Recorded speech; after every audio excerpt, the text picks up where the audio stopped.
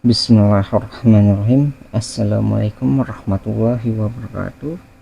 Perkenalkan, saya Afsi, orang bodoh dan gila dari negeri ini.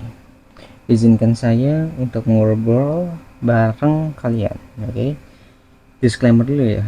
Apa yang saya sampaikan di video ini adalah sekedar obrolan biasa saja. Jadi jangan dianggap serius ya. Oke, kita masuk ke inti dari video.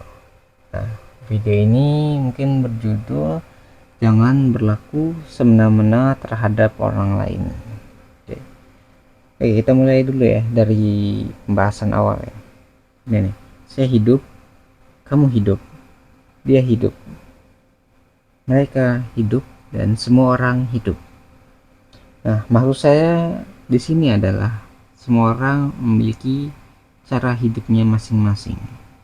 Jadi ingat ya, ketika saya hidup, mereka hidup, dan kita semua hidup, kita memiliki hak untuk menentukan bagaimana cara kita hidup.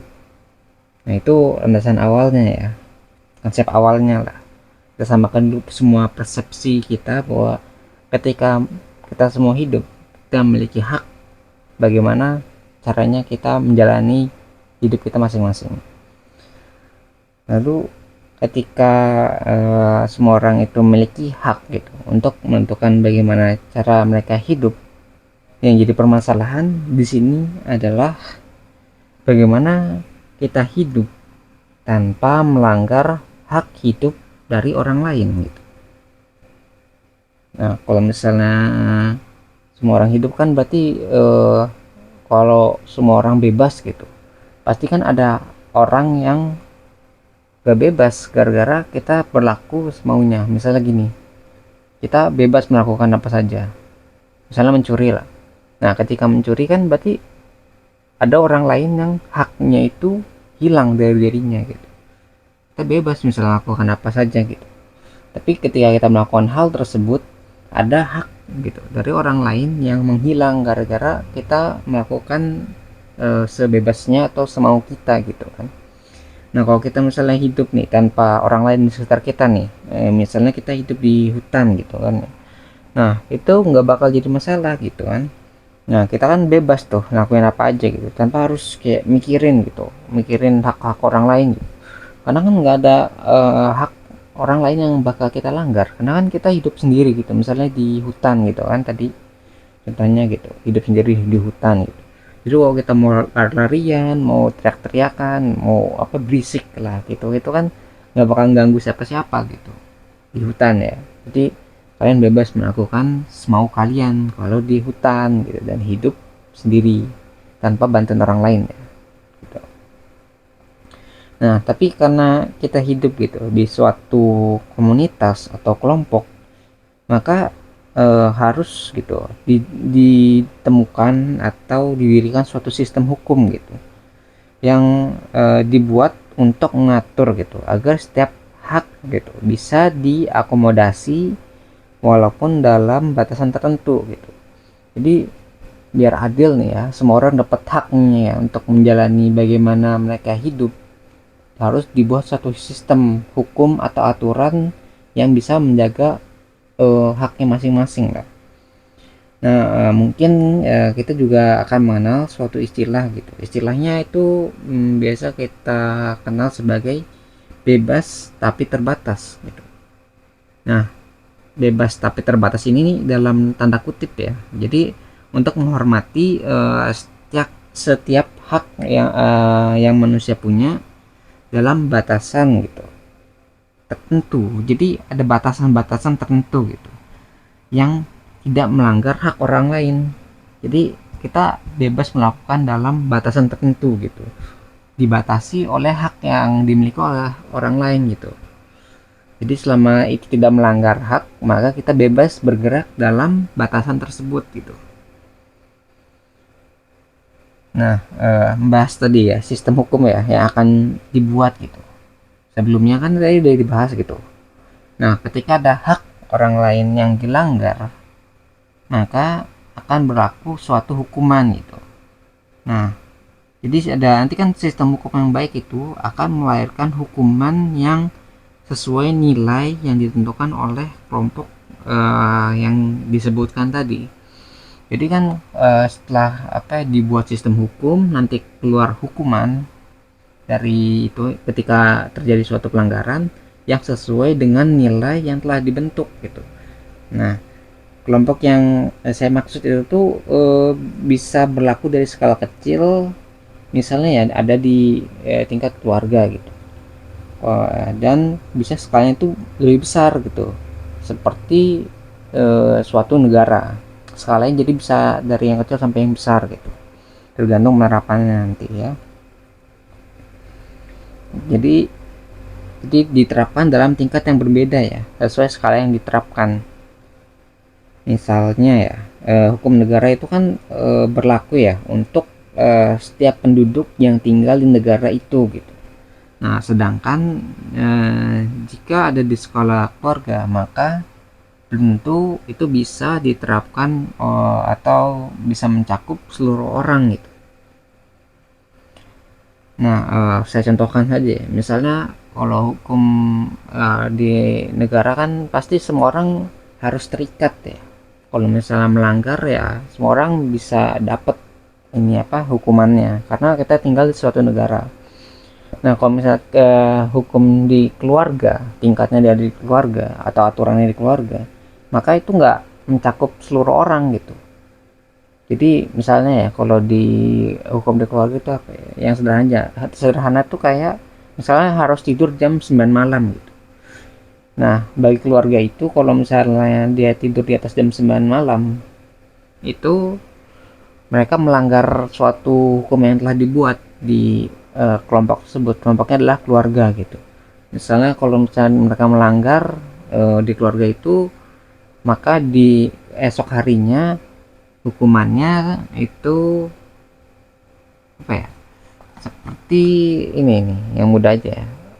Urutan mandi, jadi mandinya jadi yang paling terakhir gitu, jadi nggak boleh di awal, gara-gara ketika dia melanggar jam malam itu di atas jam 9 tidurnya, mungkin bisa mengganggu jam tidur dari anggota keluarga lain misalnya seperti itu. Tapi hukum yang ada di keluarga itu tidak bisa diterapkan ke semua orang gitu kan, untuk hanya berlaku di keluarga tersebut gitu kan, misalnya seperti itu gitu.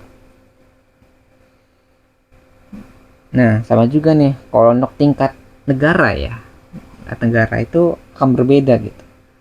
Jadi hukumannya itu harus sesuai dengan kesepakatan yang bersama, karena kita sistemnya adalah demokrasi ya di Indonesia itu, berarti kan telah diwakilkan gitu ke atasnya, kewenangannya di atasnya. Jadi ketika sudah disepakati, maka itulah yang kita terima saat ini jenis hukumannya seperti itu. Nah, kalau di tingkat negara itu gimana ya niatnya, kayak kita bisa ngeliat dari berbagai perspektif ya. Jadi kan saya juga punya sudut pandang nih sebagai warga negara ya, negara juga punya sudut pandang nih sebagai suatu sistem pemerintahan gitu, atau sistem hukum ya di suatu negara gitu. Nah, misalnya menurut saya nih, perspektif saya bahwa hukum yang diterapkan gitu itu tidak adil bagi saya gitu. Oh, ini hukumnya nggak adil nih. Tapi kalau misalnya negara itu sudah memutuskan gitu, memutuskan sesuatu bahwa ini tuh adil, maka apa yang saya punya kayak komentar dan tanggapan saya itu tidak berlaku, karena hakimnya itu memiliki kewenangan lebih gitu dibandingkan dengan pribadi saya gitu. Jadi bagaimanapun saya menolak misalnya keputusan tersebut gitu, maka keputusannya itu nggak bisa diberlakukan atau bakal ditolak gitu, karena kewenangan saya itu tidak lebih dari hakim gitu, hakim yang telah memutuskan. Nah, karena kalau kita lihat ya, hakim juga tuh memiliki kewenangan yang lebih besar, sehingga telah mempertimbangkan sedemikian rupa agar sifatnya tuh seadil mungkin gitu untuk menghormati setiap hak yang ada. Jadi kan karena saya memiliki hak nih, orang yang melanggar juga memiliki hak juga nih. Jadi di sini tuh hakim sebagai penengah ya. Jadi dia bagaimana dia bisa ngeliat, karena kita punya hak, dia punya hak. Ketika yang berbenturan itu ada di mana, hakim tuh harus tahu bagaimana cara menilainya dengan cara yang netral ya. Nggak memihak ke diri saya ataupun ke orang yang melanggar. Seperti itu biasanya. Nah, kalau diteruskan lagi sih, pembahasan ini mungkin panjang ya. Dari gimana hukum itu bekerja, terus apa ya, aturan apa yang bisa diterapkan, hukum pembuatan hukum gimana. Itu luas banget sih pembahasan. Jadi saya cukupkan dulu ya kayak pembahasannya gitu. Kalau itu topiknya bakal luas banget dan bakal panjang banget videonya. Tapi pokoknya inti pembahasan yang ingin saya sampaikan itu adalah bahwa semua orang tuh hidup. Nah, lalu mereka memiliki hak ketika mereka hidup bersama dalam suatu kelompok, maka kebebasan hak menjadi terbatas. Nah, untuk menghormati hak orang lain dan untuk memastikan bahwa semua hak itu dapat terpenuhi dengan baik, maka harus dibuat satu sistem tadi kan, sistem hukum atau aturan yang baik. Maka dari situlah akan terlahir hukuman yang mungkin sudah kita kenal saat ini. Nah itu pokoknya lah, kurang lebihnya gitulah. Emang agak aneh sih kalau kita pikir-pikir aja ya. Jadi dari masalah kebebasan seorang yang untuk melakukan sesuatu gitu, yang biasa kita kenal sebagai hak seorang itu bisa berhubungan sampai pembentukan suatu hukum gitu. Jadi makanya saya mengambil judul jangan semena-mena terhadap orang lain. Nah gitulah. Mungkin sekian ya obrolan tanpa beban yang bisa saya sampaikan gitu. Jika sebelum saya akhiri, biasa saya katakan bahwa jika terdapat suatu kebenaran di video ini, maka semua itu berasal dari Tuhan yang Maha Kuasa. Nah, jika ditemukan banyak kekurangan dan apa ya, di video ini gitu lah, maka itu semua berasal dari diri saya sendiri. Di channelnya juga kita punya moto, jangan didengar, jangan dipercaya, ragukan segala pilihan, dan selalu buktikan bahwa pendapat saya salah. Lalu jelaskan di mana letak kesalahannya. Saya menunggu jawaban Anda, wahai orang-orang pintar dan waras di luar sana. Karena orang yang bodoh dan gila ini sangat membutuhkan bantuan kalian. Terima kasih bagi yang sudah menyimak. Semoga bisa bermanfaat ya videonya. Saya tutup dengan kalimat wassalamualaikum warahmatullahi wabarakatuh. Saya Afzi, pamit undur diri. Kita ketemu lagi di pembahasan selanjutnya, insya Allah.